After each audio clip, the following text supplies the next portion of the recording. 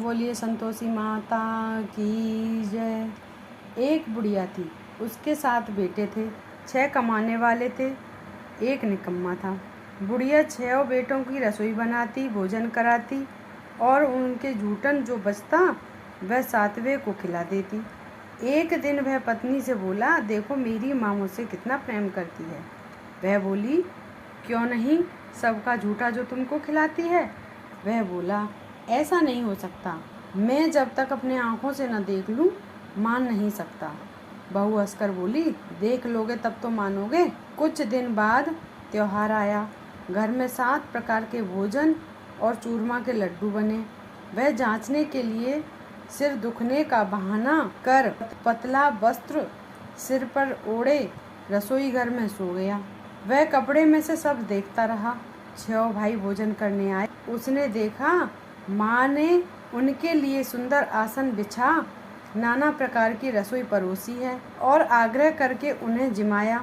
वह देखता रहा। 6 भाई भोजन करके उठे, तब माँ ने उनकी झूठी थालियों में से लड्डुओं के टुकड़े उठाकर एक लड्डू बनाया। जूठन साफ कर बुढ़िया माँ ने उसे पुकारा, बेटा 6 भाई भोजन कर गए, अब तू ही बाकी है, उठ, तू कब खाएगा। वह कहने लगा, माँ मुझे भोजन नहीं करना, अब मैं परदेश जा रहा हूँ। माँ ने कहा, कल जाता हो तो आज ही चला जा। वह बोला, हाँ आज ही जा रहा हूँ। यह कहकर वह घर से निकल गया। चलते समय पत्नी की याद आई। वह गौशाला में कंडे थाप रही थी। वहाँ जाकर बोला, हम जाते परदेश को आवेंगे कुछ काल, तुम रहियो संतोष से धर्म अपनो पाल।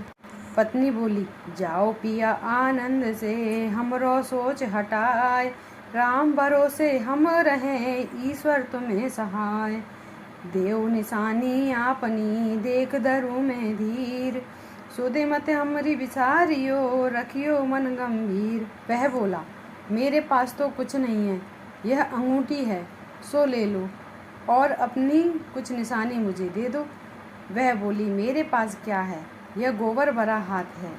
यह कहकर उसकी पीठ पर गोबर के हाथ की थाप मार दी। वह चल दिया। चलते चलते दूसरे देश पहुंचा। वहाँ एक साहूकार की दुकान थी। वहाँ जाकर कहने लगा, भाई मुझे नौकरी पर रख लो। साहूकार को ज़रूरत थी। बोला, रह जा। लड़के ने पूछा, तनख्वाह क्या दोगे। साहूकार ने कहा, काम देखकर दाम मिलेंगे। साहूकार की नौकरी मिली। वह सुबह 7 बजे से 10 बजे तक की नौकरी बजाने लगा। कुछ दिनों में दुकान का सारा लेन देन हिसाब किताब ग्राहकों को माल बेचना सारा काम करने लगा। साहूकार के 7-8 नौकर थे। वे सब चक्कर खाने लगे। यह तो बहुत होशियार बन गया है। सेठ ने भी काम देखा और 3 महीने में ही उसे आधे मुनाफे का हिस्सेदार बना लिया। वह कुछ वर्ष में ही नामी सेठ बन गया और मालिक सारा कारोबार उस पर छोड़कर चला गया। उधर उसकी पत्नी को सास ससुर दुख देने लगे। सारी गृहस्थी का काम करा के उसे लकड़ी लेने जंगल में भेज देते। इस बीच घर में आटे से जो भूसी निकलती उसकी रोटी बनाकर रख दी जाती और फूटे नारियल की नरेली में पानी। एक दिन वह लकड़ी लेने जा रही थी। रास्ते में बहुत सारी स्त्रियां संतोषी माता का व्रत करती दिखाई दी। वह वहाँ खड़ी होकर कथा सुनने लगी और पूछा, बहनों तुम किस देवता का व्रत करती हो और उसके करने से क्या फल मिलता है। यदि तुम इस व्रत का विधान मुझे समझाकर कहोगे तो मैं तुम्हारा बड़ा एहसान मानूंगी। तब उनमें से एक स्त्री बोली, सुनो, यह संतोषी माता का व्रत है। इसके करने से निर्धनता दरिद्रता का नाश होता है और जो कुछ मन में कामना हो सब संतोषी माता की कृपा से पूरी होती है। तब उसने उससे व्रत की विधि पूछी। वह भक्तिन बोली, 1.25 आने का गुड़ चना लेना, इच्छा हो तो 5.25 आने का लेना, 1.25 रुपये का भी सहूलियत के अनुसार लाना। बिना परेशानी और श्रद्धा व प्रेम से जितना भी बन पड़े सवाया लेना। प्रत्येक शुक्रवार को निराहार रहकर कथा सुनना। इसके बीच क्रम टूटे नहीं, लगातार नियम पालन करना। सुनने वाला कोई न मिले तो घी का दीपक जला उसके आगे या जल के पात्र को सामने रख कर कथा कहना।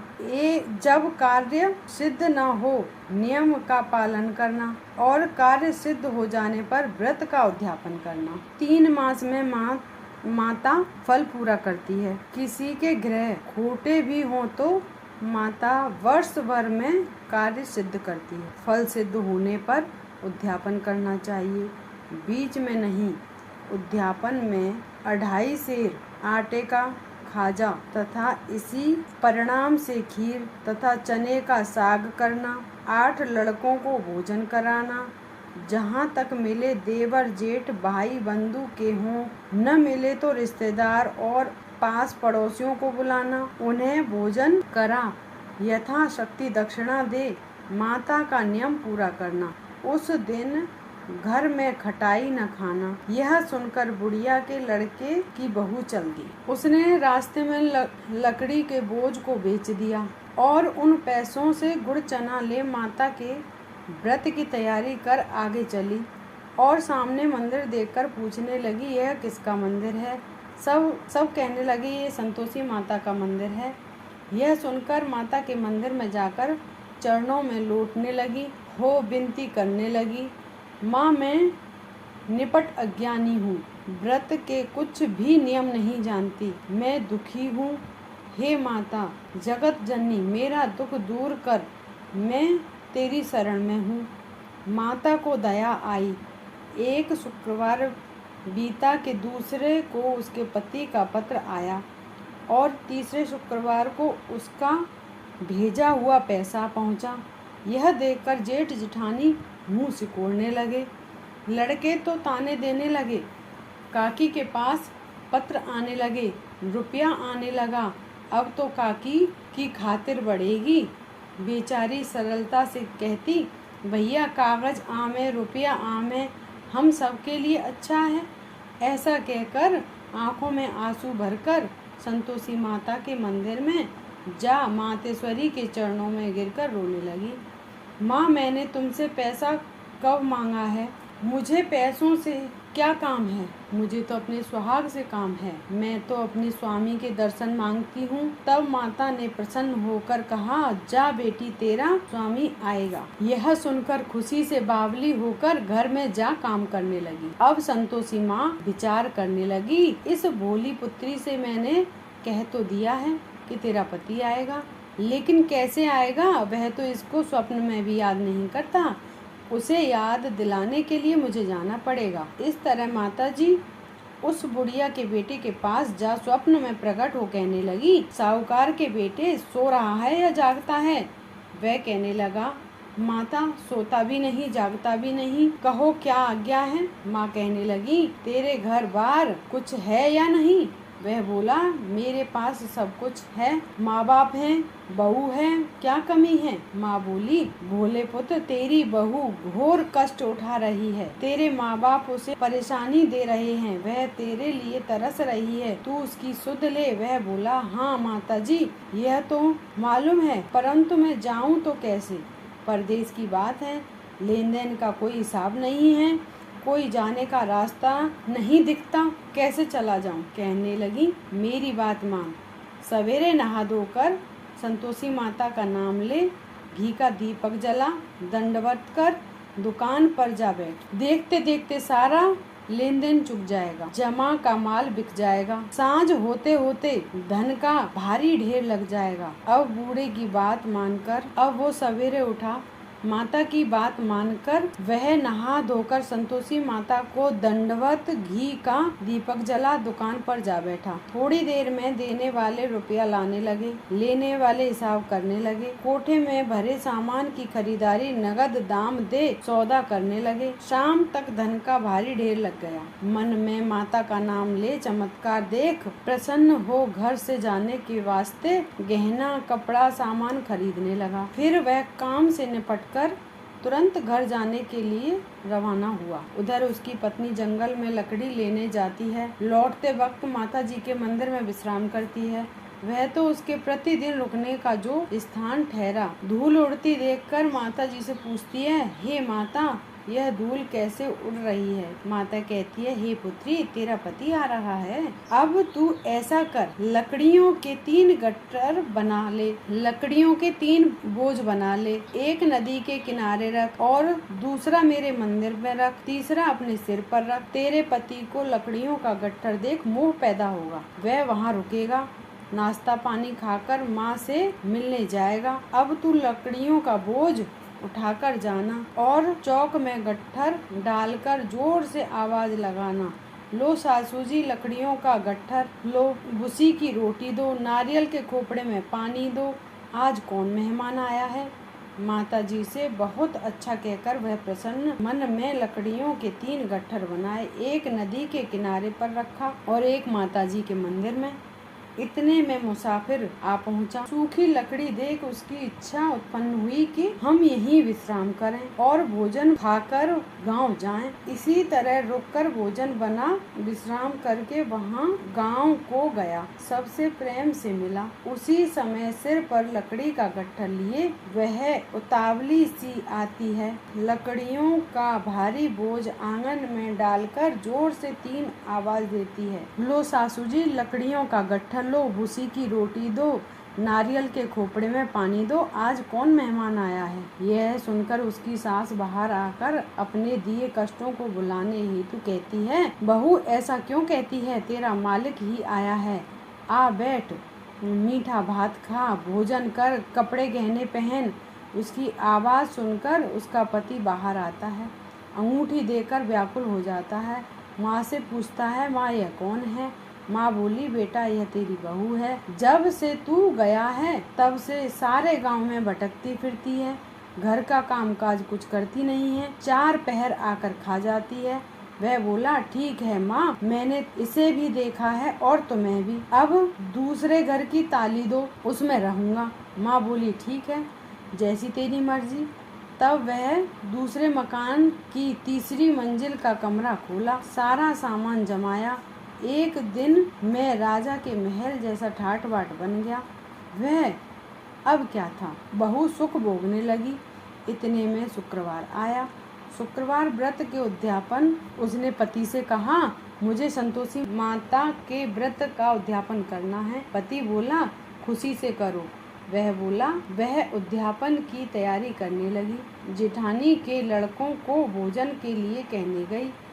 उन्होंने मंजूर किया, परंतु पीछे से जेठानी ने अपने बच्चों को सिखाया, देखो भोजन के समय खटाई मांगना, जिससे उसका उद्यापन पूरा न हो। लड़के जीवने आए, खीर खाना पेट भर खाया, परंतु बाद में खाते ही कहने लगे, हमें खटाई दो, खीर खाना हमको नहीं भाता, देखकर अरुचि होती है। वह कहने लगी, भाई खटाई किसी को नहीं दी जाएगी, यह तो संतोषी माता का प्रसाद है। लड़के उठ खड़े हुए, बोले, पैसा लाओ। भोली बहू कुछ जानती नहीं थी, उन्हें पैसे दे दिए। लड़के उसी समय हट करके इमली खटाई ले खाने लगे। यह देखकर बहू पर माताजी ने कोप किया। राजा के दूत उसके पति को पकड़कर ले गए। जेठ जेठानी मन माने वचन कहने लगे, लूट लूट कर धन इकट्ठा कर लिया है, अब सब मालूम पड़ जाएगा, जब जेल की मार खाएगा। बहू से यह सहन नहीं हुआ, रोती हुई माता जी के मंदिर में गई। कहने लगी, हे माता, तुमने क्या किया। हंस कर अब भक्तों को रुलाने लगी। माता बोली, बेटी तूने उद्यापन करके मेरा व्रत भंग किया है। वह कहने लगी, माता मैंने कुछ अपराध नहीं किया है, मैंने तो भूल से लड़कों को पैसे दे दिए, मुझे क्षमा करो, मैं फिर तुम्हारा उद्यापन करूँगी। माँ बोली, अब तू भूल मत करना। वह कहती है, अब भूल नहीं होगी। वह अब बतलाओ वे कैसे आवेंगे। माँ बोली, जा पुत्री, तेरा पति तुझे रास्ते में आता मिलेगा। वह निकली, राह में पति आता मिला। उसने पूछा, कहाँ गए थे। वह कहने लगा, इतना धन जो कमाया है उसका टैक्स राजा ने मांगा था, वह भरने गया था। वह प्रसन्न हो बोली, भला हुआ, अब घर चलो। कुछ दिन बाद फिर शुक्रवार आया। वह बोली, मुझे फिर माता का उद्यापन करना है। पति ने कहा, करो। बहू फिर जेठ के लड़कों को भोजन को कहने गई। जेठानी ने एक दो बातें सुनाई और लड़कों को सिखाने लगी, तुम सब लोग पहले ही खटाई मांगना। लड़के भोजन से पहले कहने लगे, हमें खीर नहीं भाती, हमारा जी बिगड़ता है, कुछ खटाई खाने को दो। वह बोली, खटाई किसी को नहीं मिलेगी, आना हो तो आओ। वह ब्राह्मणों के लड़के लाकर भोजन कराने लगी। यथाशक्ति दक्षिणा की जगह एक एक उन्हें फल दिया। संतोषी माता प्रसन्न हुई। माता की कृपा होते ही 9वें मास में उसके चंद्रमा के समान पुत्र प्राप्त हुआ। पुत्र को पाकर प्रतिदिन माता जी के मंदिर में जाने लगी। माँ ने सोचा, यह रोज आती है, आज क्यों न मैं इसके घर चलूं। यह विचार कर माता ने भयानक रूप बनाया। गुड़ चने से सना मुंह, ऊपर सूंड के समान होठ, उस पर मक्खियां भिनभिना रही थीं। दहलीज पर पैर रखते ही उसकी सास चिल्लाई, देखो रे, कोई चुड़ैल डांकिन चली आ रही है, लड़को इसे भगाओ नहीं तो किसी को खा जाएगी। लड़के भगाने लगे, चिल्लाकर खिड़की बंद करने लगे। बहू रोशनदान में से देख रही थी। प्रसन्नता से पगली बन चिल्लाने लगी, आज मेरी माताजी मेरे घर आई हैं, वह बच्चों को दूध पीने से हटाती है। इतने में सास का क्रोध फट गया। वह बोली, क्या उतावली हुई है, बच्चे को पटक दिया। इतने में माँ के प्रताप से लड़के नजर आने लगे। वह बोली, माँ, मैं जिसका व्रत करती हूँ यह संतोषी माता है। सबने माता जी के चरण पकड़ लिए और विनती कर कहने लगे, हे माता, हम मूर्ख हैं, अज्ञानी हैं, तुम्हारे व्रत की विधि हम नहीं जानते। व्रत भंग कर हमने बड़ा अपराध किया है। आप तो जग माता हो, हमारा अपराध क्षमा करो। इस प्रकार माता प्रसन्न हुई। बहू को प्रसन्न हो, जैसा फल दिया वैसा सबको देना, जो पढ़े उसका मनोरथ पूर्ण हो, सबकी मनोकामनाएं पूर्ण करना। बोली संतोषी माता की जय।